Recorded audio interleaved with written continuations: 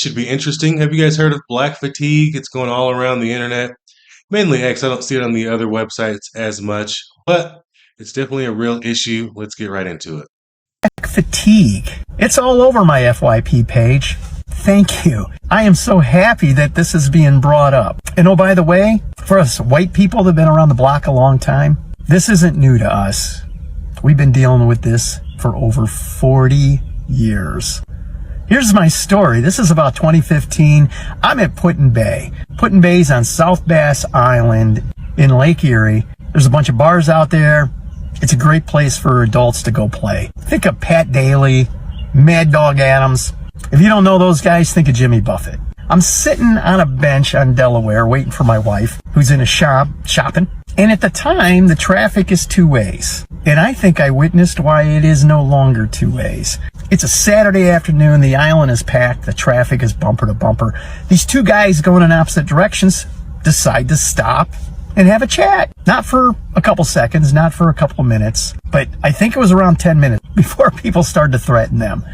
But around the 5-minute mark, I'm just sitting there with my arms folded, just shaking my head.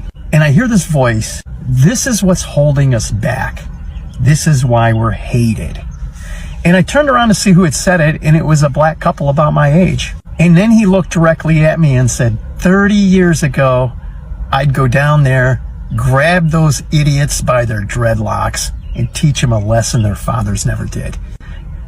And I looked at him and went, 30 years ago, I'd have been right there with you. I have hated this type of behavior my entire life. I've never gotten it. How? You and me both, buddy. You and me both. And one thing that people fail to realize is that as much as other races hate black people that act and misbehave and act out and do all these ridiculous crimes, black people really, really dislike those people exponentially more than anyone else because we have to deal with it. We all get looked the same. So we're getting put in a bucket with all of these other idiots out here. Meanwhile, we're out here trying to live our lives the right way. It's extremely and incredibly frustrating. How self-centered do you have to have no respect for any other human being? It's all about you. These are the people I've spent my life avoiding. But I had never thought about it from the black community side. And I gotta say, it sucks a lot more for you guys than it does for us Facts. people because you're associated with it, right? There are a lot of whites that just put you all together. And it has slowed down the healing of this country. But seriously, 40 years ago, racism should have been over. Unfortunately, the Democratic Party has continued to fan the flames of racism to make money and to get votes.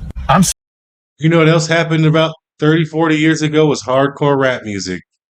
That really was a detriment to the black community. That's when everybody started sagging their pants. Like, pull your pants up, man. Why are you wearing a bonnet in the grocery store? Put some clothes on. Stop yelling. Stop being loud. Have some respect for other people. How hard are these concepts to understand for people? When I go into the store, you will never ever see me be loud anywhere. You'll never see me making a scene anywhere. You'll never see me acting up, committing crimes, doing ridiculous things anywhere at any time. This is just, it's gotten out of control. And with all the Cardi B's and all this Meg the Stallion stuff and all these rappers have made it exponentially worse, especially for the younger generation. They're absolutely cooked. And then you add drugs and all this stuff on top of it. And then you get into the states where weed is legalized and people are smoking right in the entryway of a restaurant, playing their music loud, pants sagging, making all kind of noise, twerking on top of a car. I personally am absolutely tired of it. I'm sick of it. I've had black fatigue for a long time before I even knew what the term was. And I'm not going to say I've been perfect. I acted up a little bit outside, like right after high school. I got into some trouble. I was making some bad decisions because I got caught up in all the rap culture. But, I've changed my life completely. I mean, obviously, I was in my teens still, but that's still not an excuse. So I will admit that I have made bad decisions myself. But now that I am older, man, it is really, really I've seen it get exponentially worse. A lot of kids in high school, when was in high school, weren't acting like this. It is a million times worse now than it was. And then you add on white liberal fatigue, lazy Republican fatigue, you've got extreme Democrat fatigue, you've got rhino fatigue, and ghetto black fatigue, all in the same. They're all happening simultaneously now, and it's just the world has gotten absolutely crazy. We need to get back to healing. I'm not sure how we're going to be able to do this. I saw a gentleman yesterday talking about black fatigue. This guy in a cowboy hat. He's very, very fed up with black people. And he didn't mention what this gentleman mentioned, that we're not all the same. Except, well, he did mention Clarence Thomas and Ben Carson. But there's a lot more outstanding black people in society. I would like to say that the majority of us are good people and don't act like this.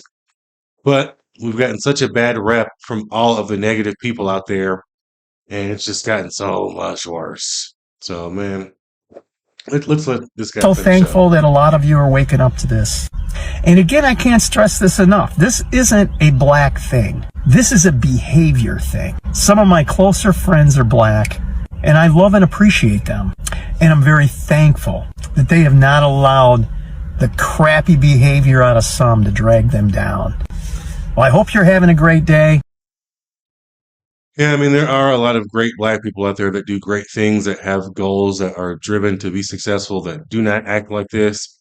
But for the rest of us, I mean, we're all fatigued from these type of negative people out here. And I'm so tired of people looking at me crazy when I walk in the room, not knowing how I am until I start talking to them or one thing or another. But I mean, we got to get to a healing point in this nation. We need to get back to shaming people, honestly. You know, I was just in the parking lot the other day, and these two fat black lesbians were blocking the entryway, rolling a blunt in their car. The entryway to this parking lot, where cars are coming off of the street, they're in the middle, where no one could pull in or out. And they sat there and rolled their blunts. People are honking at them. They're in there laughing and smiling. I'm like, look at these two people in this car. This is why people get called the hard R right here. I almost said it. Like, come on. Are you that entitled that you could just sit right in the center of the entryway to a parking lot, coming off of the street, blocking all traffic both ways? You have got to be kidding me. It's similar to what this gentleman dealt with. And not only that, you're sitting there rolling a blunt. Why didn't you just stay in your parking space? Like, where is the logic? What the hell is wrong with people? We have to call them out. We have to call these people out. Legit. Otherwise, we're never going to get anywhere. We have to go through this rough point in this turmoil. The gentleman yesterday in the cowboy hat was talking about violence. I don't think we need to get to any form of violence, but we might see some. If Carmelo Anthony loses or wins this case and somehow gets let off, we're probably going to see some crazy riots. I'm staying in the house. Y'all won't even know I exist, except for on here. Nope, I'm not getting caught up in no violence. None of you should get caught up in the violence. It's absolutely not going to get us anywhere, but we do have to call a spade, and we have to get back to shaming people and saying the truth that we've got some cleaning up to do, and we have a lot of healing to do in this country. And, the fatigue seems to have hit everyone at this point. You can drop a comment, let me know your thoughts down below. Have you heard of black fatigue? Have you experienced anything similar? I'm sure you have if you're in America. Thank you guys for stopping by. Don't forget to subscribe on your way out. I'll catch you in the next one. Peace.